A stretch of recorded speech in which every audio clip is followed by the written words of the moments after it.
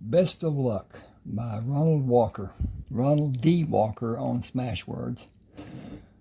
This is a story about a doctor who was recruited quite forcibly into the Army after he graduated and had a few clinical experiences, never an internship. Most of what his clinical stuff was surgery, and it was what he wanted to be involved in. And the Army recruiters who came all but bashed him in the head to get him to go with them. And he served. Then he got to be a participant in the, as Grant put it, great struggle, the American Civil War. How they can consider it civil. There's nothing civil about war and killing people.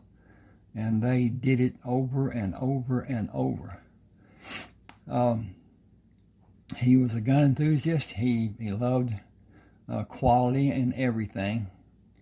And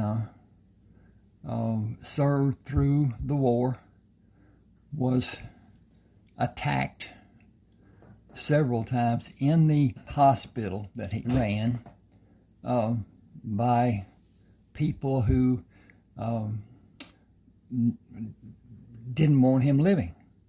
He was able to keep many people alive, and so the doctors were targeted, and his was the closest field hospital to every battle. He was the one that received the largest amount and did the most to help the wounded soldiers, and trained his men. They performed sometimes with his instruction, sometimes with their own abilities, and they were proficient. He had the most proficient incident of life-saving in ratio to those that died of all the many doctors in the Union Army. Most of the field hospitals were nowhere near the battles. They stayed back away from and whatever. I write about this in the stories about Rayford Coleman and Carlton Brisbane, as they were, I guess you'd call medics. That's not what they were called back then. They often did not do what the doctors told them to do and saved lives rather than cutting off limbs and whatever. Samuel Harkness, Dr. Samuel Harkness, was principal doctor to General Grant.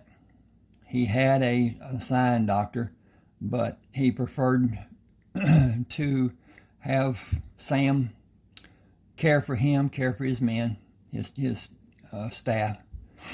And during the war, as I said, he was attacked 9 different times, and each time he killed the people trying to kill him, and his staff did. They all wore a gun during the time that they were working, and were proficient.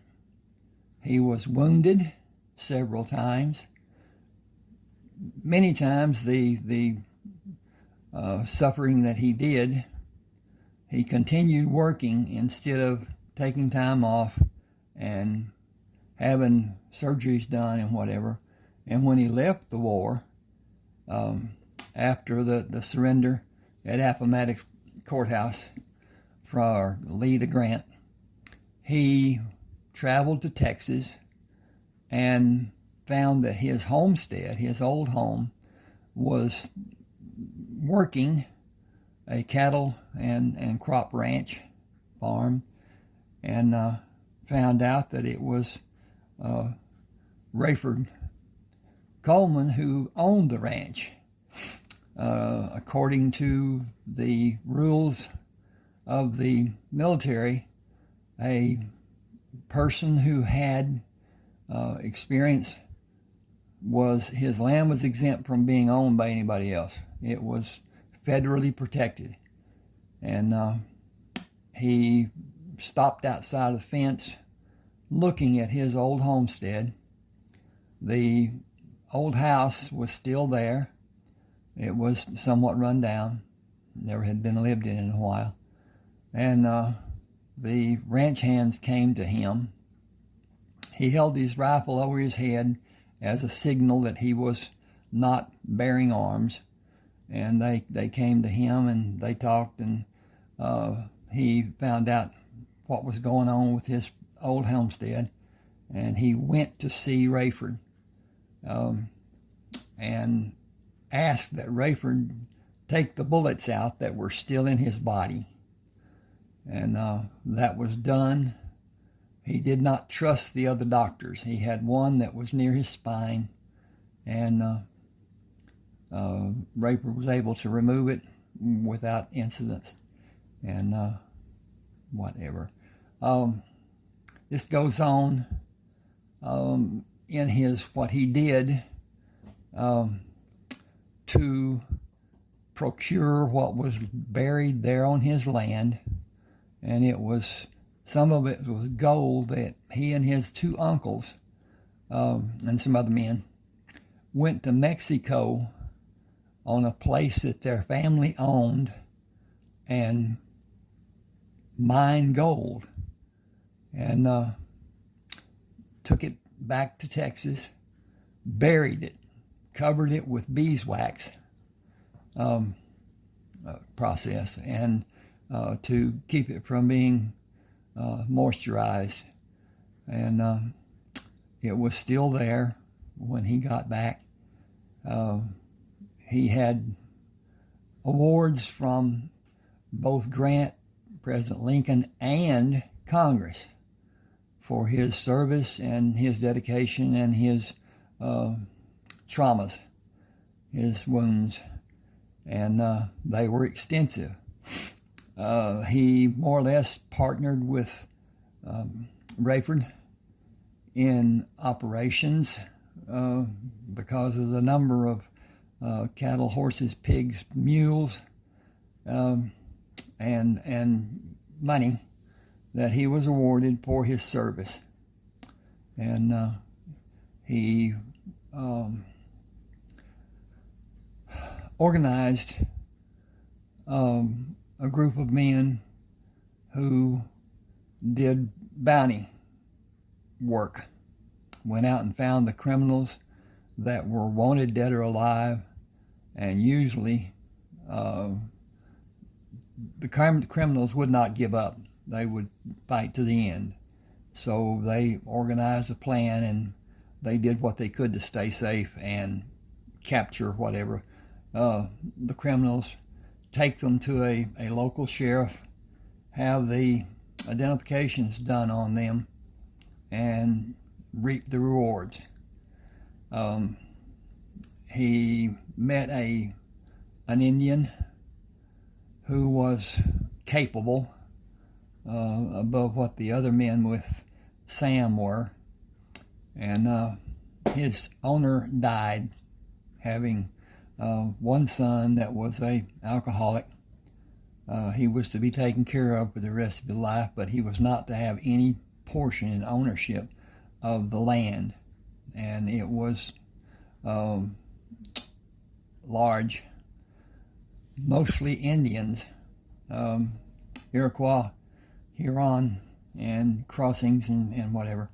But he had been a warrior and had been in battles, and was running the ranch to a degree. He was not designated to be the manager or whatever, but Sam asked him to stay, and then Sam went on. Please subscribe to my channel, like, comment if you like, and I have 30 ebooks on smash words smashwords.com. You can go there and they'll ask you to be a member. You'll give your email address and name and email address, whichever. And then when you buy a book, the book will come to you electronically on your email as an attachment, and a copy of the book will go into your library on your Smashwords page. If for any reason you lose that book, lose possession of it, you can go to your Smashwords page, go onto your library, download that book or any other book that you have there for perpetuation, as far as Smashwords being an entity and you're being alive and whatever. Even your children, grandchildren, whatever, they take over that page, it's theirs. They can get the books, and I will be glad to have them. Now, it may be that there are different genres that you would like to read. There's about 10 million eBooks on Smashwords. They are only eBooks. They aren't physical books. But we're better treated on Smashwords than the other. And Smashwords is the second largest book distributor in the United States. At any rate, thank you for being with me. This is a good story, as I consider all mine to be, but that's to my liking. Thank you.